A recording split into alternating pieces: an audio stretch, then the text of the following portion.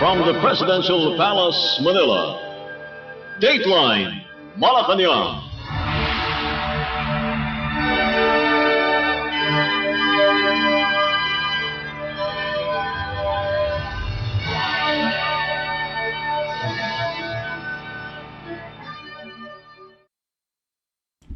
Good day, this is Dateline Malacañang and here are the news.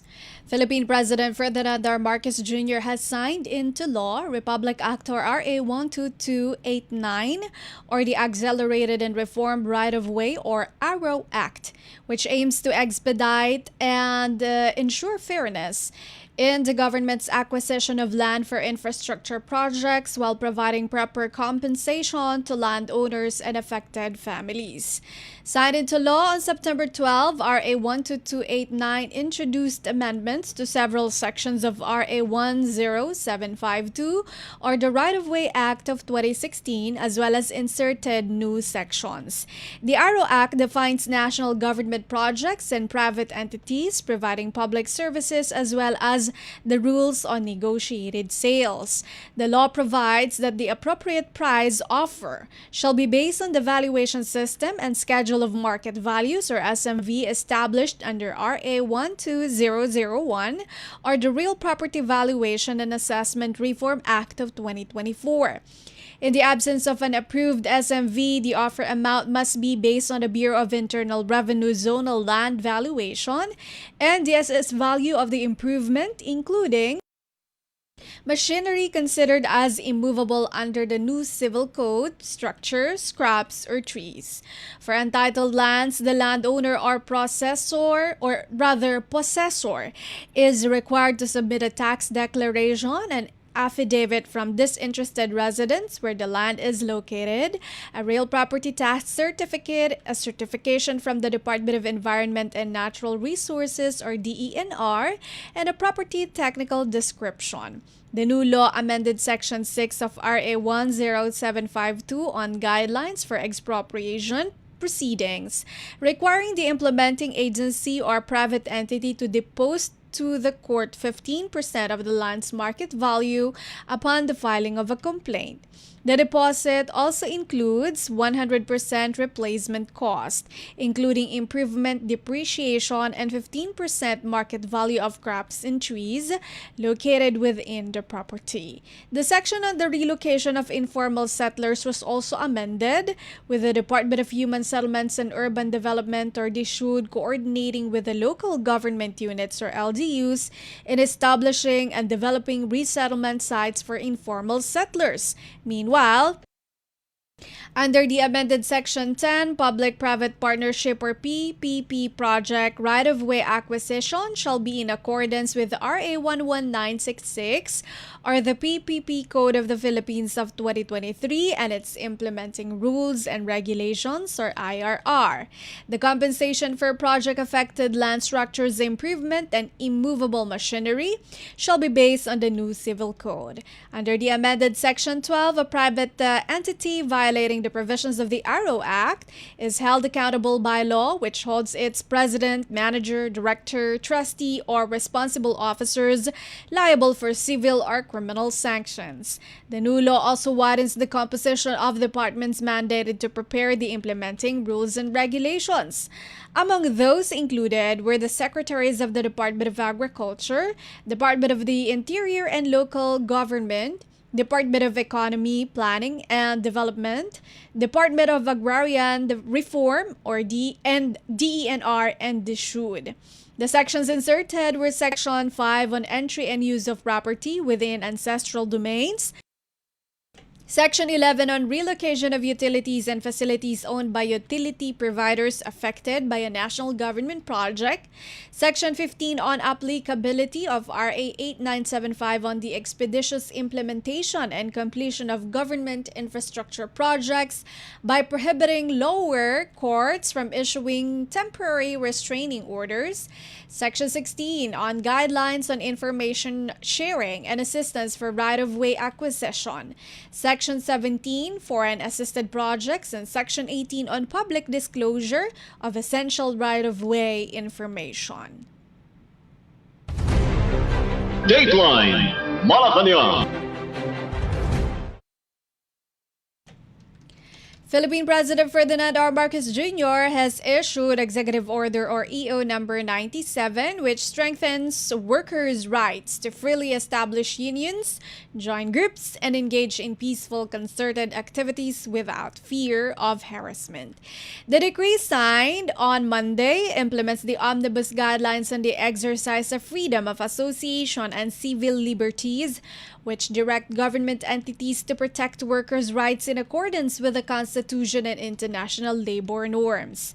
It also addresses the suggestions of the International Labor Organization or ILO High-Level Tripartite Mission, HLTM, which expressed concerns about violence, red tagging, and the suppression of trade union rights. The HLTM also recommended immediate and effective actions such as preventing violence related to legitimate union activities, investigating and holding accountable those who commit acts of violence against union members, establishing monitoring bodies, and ensuring that all workers without distinction can freely form and join organizations of their choice. To answer the HLTM's recommendations, the President established the Interagency Committee for the Protection of Workers, Freedom of Association, and Right to Organize in 2023 to implement all necessary measures to solve the four identified areas of concern. EO 97 requires key agencies such as the Department of Labor and Employment or DOLE, Department of Justice or DOJ, Department of National Defense, Department of Trade and Industry, Armed Forces of the Philippines or AFP, the Philippine National Police or PNP, and the National Security Council to align their policies and operations with the guidelines. The DOLE, through the National Tripartite Industrial Peace Council, will supervise implementation and compliance, while the Interagency Committee, established in 2023, will give periodic reports to the President's office. Government agencies must also incorporate the standards into their training, operations, and informational materials to ensure consistent application. Local governments and the commercial sector are encouraged to fully cooperate. Dateline Malacañang. Malacañang Tuesday said Philippine President Ferdinand R. Marcos Jr. continues to monitor the situation in areas hit by Super Typhoon Nando, international name Ragasa. According to Palace Press Officer Claire Castro, President Marcos has been receiving regular reports from Defense Secretary Gilberto Teodoro Jr., who also chairs the National Disaster Risk Reduction and Management Council or NDRIMC. Nando left the Philippine Area of Responsibility or PAR on Tuesday morning, heading towards southern China. Meanwhile, a tropical depression east of the island entered PAR Tuesday afternoon. It is known as Opong. At 4 p.m. Tuesday, the center of the tropical depression Opong was located 1,045 kilometers east of northeastern Mindanao. The NDRIMC previously announced that precautionary evacuations were carried out in numerous provinces, with local government units on high alert to give quick aid to impacted areas. The Department of Budget and Management also said that the government had sufficient finances to address the effects of adverse weather. Dateline Malacañang. The Philippine Coast Guard or PCG has rescued 6 survivors and recovered 1 body from the fishing boat Jobens that capsized in the coastal waters of Barangay San Vicente in Santa Ana, Cagayan, Monday. In a situation report Tuesday, the PCG said 13 fisher folk were confirmed to be on board when the fishing boat took shelter from the onslaught of Super Typhoon Nando but later capsized. Coast Guard Station CGS Santa Ana responded to the incident and initially found 4 survivors who were brought to St. Anthony's Hospital. An additional 2 survivors were later rescued and 1 body was recovered. Search and rescue efforts for the remaining 6 missing fishers continue with the deployment of additional search and rescue teams, including PCG, Special Operations Group, divers, and medical team. PCG assured that a high-speed response boat and several rubber boats were dispatched on or in lieu of the search and rescue operations. Dateline Malacañang. The Philippine Army RPA has deployed units and assets to carry out humanitarian assistance and disaster response or HADR missions in areas hit by Super Typhoon Nando, international name Gaza, in northern Luzon. In a statement, PA spokesperson Colonel Louis de Maala said 81 personnel and 3 military trucks were deployed to assist in rescue and relief operations in the coastal towns of Maconacon, Divilacan, and Palanan in Isabela, San Fernando City in La Union, Santa Ana in Cagayan, Lagingilang in Abra, and Baguio City. A total of 21 personnel meanwhile are taking part in the relief operations across the Ilocos region, Cagayan Valley, and the Cordillera Administrative Region. Apart from those already on the ground, some 4,909 soldiers and reservists are also ready for deployment to assist in HADR efforts in various regions if needed. De Maala said the Army's HADR teams remain ready and committed to delivering swift and coordinated disaster response efforts across the country as another tropical cyclone threatens to hit Luzon within the week. The new weather disturbance that entered the Philippine Area of Responsibility Tuesday afternoon was locally named Opong. At a press briefing in Camp Aguinaldo, Philippine Air Force or PAF spokesperson Colonel Maria Cristina Basco said they have placed on standby 220 disaster response task units that can be deployed for Nando HADR missions. She said these teams are composed of 2,174 PAF regular personnel and reservists, and supported by 111 land vehicles, 30 water assets, and 45 aircraft that are strategically positioned in northern Luzon, National Capital Region, southern Luzon, Visayas, and Palawan. Dateline Malacañang. The Civil Aviation Authority of the Philippines, or CAAP, said all airports it operates reported no damage incurred due to Super Typhoon Nando, international name Gaza. Airports in Basco, Tuguegarao, Kawayan, Lawag, and Baguio reported that all facilities and runways have been safe and fully operational, CAAP said. Nando hit northern Luzon for several days before exiting the Philippine Area of Responsibility or PAR on Tuesday. Meanwhile, CAAP said that due to the inclement weather, the Philippine Airlines canceled 6 domestic and international flights. PR2688 Clark to Basco, PR2689 Basco to Clark, PR306 Manila to Hong Kong, PR307 Hong Kong to Manila, PR330 Manila to Xiamen, PR331 Xiamen to Manila. CAAP reported that the inclement weather has disrupted 40 flights since Sunday. As of 11 a.m. Tuesday, the Philippine Atmospheric Geophysical and Astronomical Services Administration, or PAG-ASA, said Nando left PAR Tuesday morning. Dateline Malacañang. The National Grid Corporation of the Philippines assured that all transmission lines affected by Super Typhoon Nando, international name Gaza, have been restored. In a 2 p.m. advisory Tuesday, NGCP said a Tuguegarao Magapit 69 kilovolt line was restored at 1:03 in the afternoon. The Magapit Kamalanyugan 69 kilovolt line at 1:05 in the afternoon, and the Lalo Santa Ana 69 kilovolt line at 1:07 in the afternoon. All these cater to the Cagayan 2 Electric Cooperative Incorporated, or Cagelco 2, but only the Tuguegarao Magapit 69 kilovolt line services the Cagayan 1 Electric Cooperative Incorporated, or Cagelco 1. The transmission lines are affected by the heavy rains and wind from Super Typhoon Nando, which is now outside of Philippine Area of Responsibility, or PAR. Meanwhile, the Department of Energy, or DOE, in a press release said 2 renewable energy, or RE facilities remain offline after suffering from the impact of Nando. These are the Bangi Wind Power Plant in Ilocos Norte with a dependable capacity of 51.9 megawatts and the Pagudpud Wind Power Plant. DOE said the Bangi Wind Power Plant is targeted to be restored, while that of Pagudpud is still under assessment. Far-off grid areas, or those outside the areas being serviced by the NGCP, DOE said restoration works are ongoing for the Basco diesel power plant in Batanes, which suffered equipment damage. During the Bagong Pilipinas Ngayon program, National Electrification Administration or NEA Administrator Antonio Almeda said they are also preparing for the possible impact of Tropical Cyclone Opong.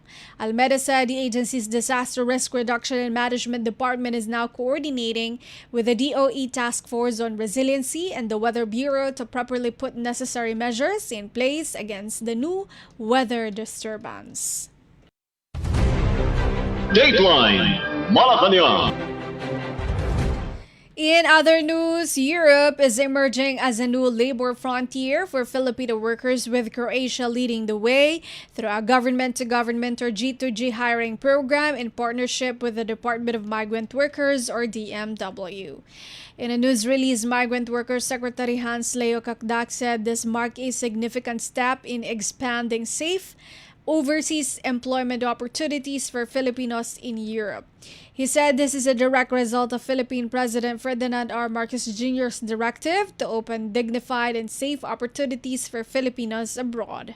The DMW said Croatia is offering 435 job posts through direct government supervision.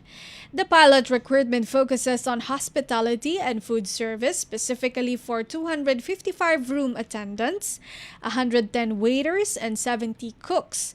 Successful candidates will receive gross monthly salaries ranging from 976.99 to 1,079.24 euros, around 62,500 pesos to 69,000 pesos.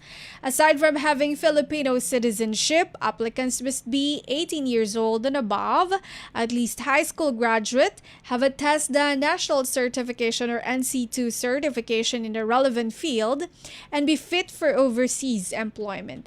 Prior work experience is not required, but applicants should be proficient in the English language. Interested applicants must register online and secure an appointment via the DMW portal and personally submit their documentary requirements to the DMW Central Office in Ortigas or any DMW regional office. Submissions through courier will not be accepted, and only those with complete documents will be processed. Deadline for submission of applicants is September 24, while interviews for pre-qualified applicants are scheduled for October 15 at the DMW head office in Mandaluyong City. The DMW reminds applicants that only those with complete documents will be accepted, and the transfer of appointments between DMW offices will not be allowed. The list of pre-qualified applicants for interview will be posted by the DMW. All job applicants are also reminded to be vigilant and exercise caution against illegal recruiters. Dateline Malacañang. Former Department of Public Works and Highways or DPWH Bulacan District Engineer Henry Alcantara will cooperate with the probe on anomalous flood control projects, including returning government funds as restitution. After meeting with Alcantara, Department of Justice or DOJ, Secretary Jesus Crespin Remulla said that the dismissed DPWH official expressed willingness to return illegally obtained funds. He declined to comment on what statements Alcantara actually made that would qualify him as state witness. He said the meeting was only the first of a series of meetings to determine whether Alcantara can be tapped as a state witness. Based on Alcantara's statement, Remulla said the controversy started in 2022 when the former was district engineer of the city of Malolos. He said he will also be meeting with other potential witnesses, including Alcantara's deputy, Bryce Hernandez. However, any ruling on who would qualify for the witness protection program will not be immediate. Meanwhile, he said the DOJ has already submitted documents to the Anti-Money Laundering Council for the freezing of assets of those implicated in the controversy. Dateline Malacañang. Philippine National Police PNP Acting Chief Lieutenant General Jose Melencio Nartates Jr. said a police force is eyeing to create a top-level task group that would provide all the necessary assistance in the ongoing investigation into flood control projects. The plan was in response to the letter of Department of Public Works and Highways DPWH Secretary Vince Dizon to the PNP asking for police assistance in the conduct of validation of flood control projects nationwide. Nartates said they have yet to discuss the creation of the task force group but emphasized the need to do so to facilitate coordination for security and other assistance that the DPWH would need in line with Philippine President Ferdinand R. Marcos Jr.'s objective toward truth and accountability in flood control projects. He said the PNP's role will primarily be in providing security, maintaining order, and preventing any attempts to disrupt or compromise the validation process. According to Nartates, the deployment will not affect the PNP's existing security and peacekeeping functions. To reinforce accountability, the PNP will designate a task group to coordinate closely with DPWH engineers and officials, and will establish a system of regular reporting to DPWH, the Department of the Interior and Local Government or DILG, and Malacañang. The possible use of body-worn cameras during validation activities will also be considered to help build public trust. Aside from the DPWH's validation, Nartates earlier said they are ready to extend the same security assistance to all those who compose the Independent Commission on Infrastructure for their investigation activities. Dateline Malacañang. The Commission on Higher Education condemned all forms of corruption in the country as it affirms students' rights to conduct lawful protest. This is in line with President Ferdinand R. Marcos Jr.'s directive to probe alleged anomalous infrastructure projects, particularly those involving flood control programs. Chad stressed that young people who are standing up against corruption have the right to demand accountability and good governance. The agency, however, denied allegations that it has prompted higher education institutions, HEIs, or their learners to join anti-corruption protests. The Commission also urged students to remain vigilant against fake news and disinformation. On maintaining peace and security, the agency said monitoring and intelligence should be left to law enforcement authorities, provided students' rights to lawful expression are upheld. Dateline Malacañang. Almost half of the drug cases filed since the start of the Marcos administration in July 2022 have resulted in a conviction, the Philippine Drug Enforcement Agency or PDEA said Tuesday. In a statement, the PDEA said through its intensified legal coordination and case build-up efforts, 837 cases or 46.45% of the 1,802 drug cases filed by the PDEA between July 2022 and August 2025 have resulted in a conviction. Meanwhile, 462 cases or 25.64% were dismissed and 503 cases or 27.91% resulted in an acquittal. PDEA Director General Undersecretary Isagani Neres said the agency has adopted a strategic shift from purely operational enforcement to a justice-centered approach, placing greater emphasis on the legal outcome of every anti-narcotics operation and convictions, particularly against high-profile drug traffickers, drug offenders, and those linked to money laundering syndicates. The PDEA said it continues to work closely with the National Prosecution Service or NPS to ensure that every anti-drug case brought to court has a solid foundation for conviction. He said the achievement aligns with Philippine President Ferdinand R. Marcos Jr.'s vision of a bagong Pilipinas or New Philippines, a country where the rule of law is fair, impartial, and truly accessible to every Filipino. In 2024, the Department of Justice issued the rules on criminal investigation, ensuring that only cases with strong prosecutable evidence proceed to trial, boosting confidence in the integrity of the justice system. The PDEA chief said he believes the current conviction is a strong deterrent to those who continue to engage in drug trafficking and related crimes. Dateline Malacañang. And that is all for today's Dateline Malacañang for Radyo Pilipinas World Service. This has been Bea Gaza-de Guzman. From the Presidential Palace, Manila, Dateline Malacañang.